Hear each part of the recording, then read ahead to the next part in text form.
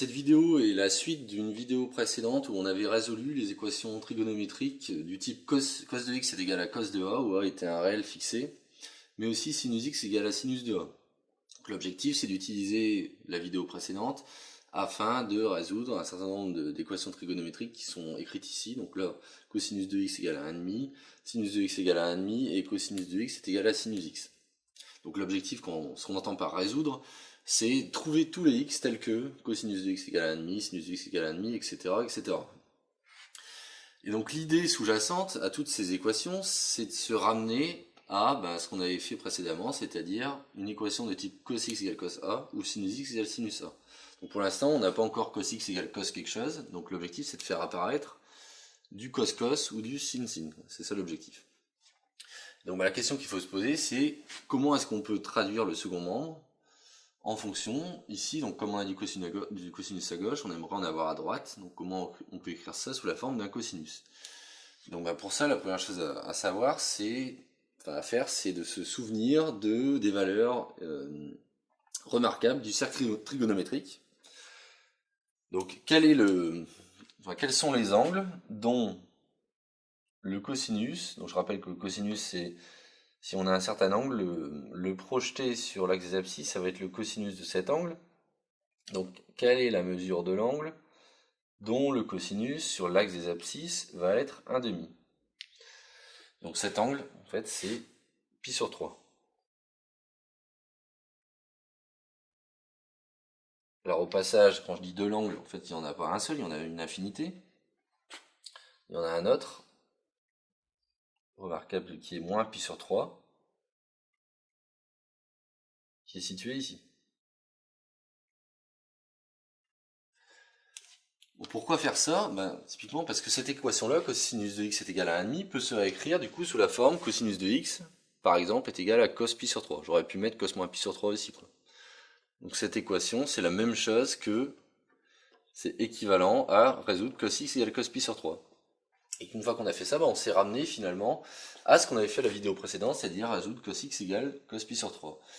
Et donc les solutions de cette équation-là étaient des solutions du type soit x est égal à pi sur 3 plus 2kpi, plus k qui se balade dans z, donc ça je réfère à la vidéo précédente, ou soit x est égal à moins pi sur 3 plus 2kpi, pour k qui se balade dans l'ensemble des entiers relatifs. Donc typiquement, je rappelle qu'on a pi sur 3 qui est solution de cos x égale à 1,5, mais après si on fait autant de tours qu'on veut, on va toujours retomber en ce point-là, et on aura encore d'autres solutions de cette équation. C'est ce qui explique la présence de ce terme, plus de kpi pour k appartenant à z. Même chose pour moins pi sur 3. Bon, faisons maintenant la même chose à partir de cette équation-là. Donc on avait également résolu des choses du type sin de x égale à 1,5. Bon. Alors, plaçons 1,5 sur l'axe des ordonnées. Et souvenons-nous quels angles vérifient sinus de l'angle est égal à 1,5. Donc le sinus de pi sur 6 est égal à 1,5. Ça, je réfère aux valeurs remarquables du cercle trigonométrique. Si bien que votre équation est équivalente, elle peut se réécrire sous la forme sinus de x est égal à sinus de pi sur 6. Et donc si sinus de x est égal à sinus de pi sur 6, on obtient au final que x, donc il y a une infinité de solutions qui sont soit pi sur 6 plus 2kpi, pour k appartenant à z, soit pi moins pi sur 6 plus 2kpi pour k appartenant à z.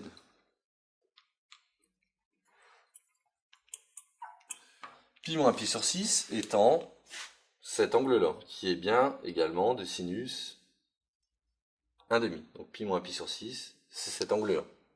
Pi moins pi sur 6, c'est également 5pi sur 6. Donc 5pi sur 6, plus 2 capi pour k qui se balade dans z. Donc voilà pour les deux premières équations.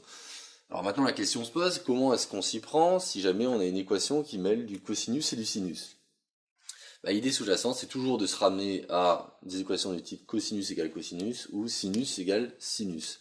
Et pour ça, ce qu'on va utiliser, c'est donc les liaisons entre cosinus et sinus. Donc je rappelle que sinus de x, c'est la même chose, c'est égal à cosinus de pi sur 2 moins x.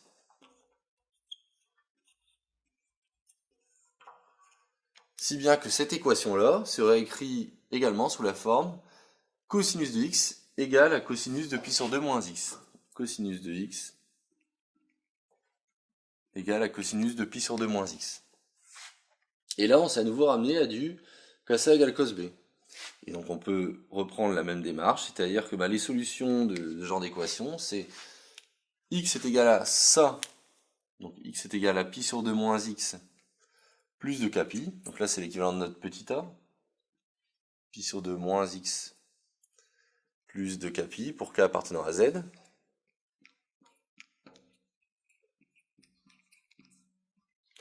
Où x est égal à moins cet angle-là plus de kpi.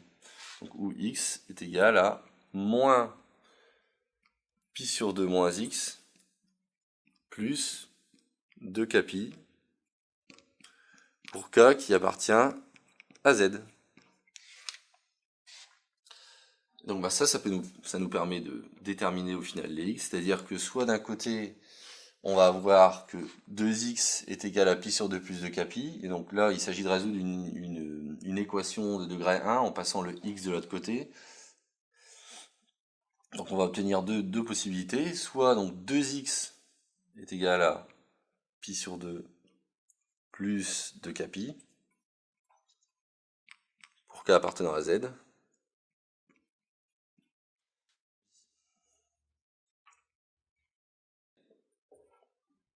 On obtient, en passant, donc on a plus x, on va pouvoir simplifier les x. Donc on obtient une équation tout simplement impossible, qui est 0 est égal à moins pi sur 2 plus de kpi pour k appartenant à z. Donc la deuxième partie est impossible, si bien qu'il nous reste uniquement ces solutions-là, qui sont les premières, qui sont x est égal à pi sur 4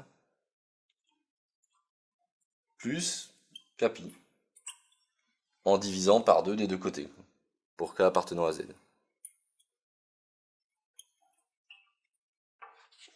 Donc voici les solutions de cosinus x égale à sinus x pour... voici les différents x qui vérifient ça. Alors on peut vérifier que c'est bien cohérent. Lorsque x est égal à pi sur 4, en fait on se trouve exactement en ce point-là.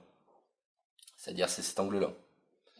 Si bien que lorsqu'on projette sur l'axe des ordonnées ou sur l'axe des abscisses, on a le sinus qui est bien égal au cosinus. Et lorsqu'on ajoute par exemple pi, lorsque k est égal à 1, lorsqu'on ajoute pi, on fait un tour de pi, donc on se retrouve ici. Le cosinus, c'est cette valeur négative là, tandis que le sinus, c'est cette valeur négative là. Donc là c'est pi sur 4 plus pi cet angle. Le cosinus est égal au sinus, et donc on vérifie bien cette équation. Donc il y a une forme de cohérence graphique du résultat qu'on avait présenté ici. Et donc ça clôture la vidéo sur la résolution de ces trois équations trigonométriques.